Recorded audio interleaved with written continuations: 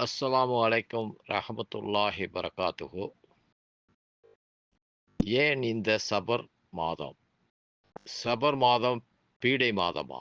இஸ்லாமிய மார்க்கம் ஒரு அறிவார்ந்த மார்க்கம் என மாற்று மதத்தவர்கள் கூட கூறிக்கொண்டிருக்கும் நேரத்தில், முஸ்லிம்களில் பலர் மூட பழக்க வழக்கங்களை மார்க்கத்தின் பெயரால் அரங்கேற்றி வருகின்றார்கள்.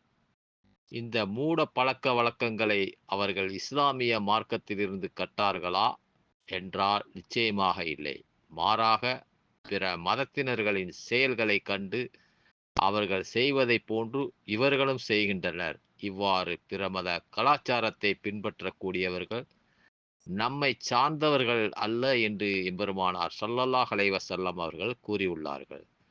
தனக்கு பின்னர் முஸ்லிம்கள் பல பித்அத்தான காரியங்களை பின்பற்றுவார்கள் என்பதை நபி ஸல்லல்லாஹு அலைஹி வஸல்லம் அவர்கள் உணர்ந்த காரணத்தினால்தான் நபி தோழர்களுக்கு நபி ஸல்லல்லாஹு அலைஹி வஸல்லம் அவர்கள் புதுமையான காரியங்களை பித்அத்துகளை பற்றி எச்சரித்து கூறியுள்ளார்கள். முஸ்லிம்கள் எந்த அளவுக்கு பிற மத கலாச்சாரத்தை பின்பற்றுவார்கள் என்பதையும் நபி ஸல்லல்லாஹு அலைஹி வஸல்லம் அவர்கள் தெளிவாக கூறியுள்ளார்கள். உங்களுக்கு முன்னால் உள்ளவர்களை நீங்கள் ஜானுக்கு ஜான், முழத்திற்கு முழம் பின்பற்றுவீர்கள்.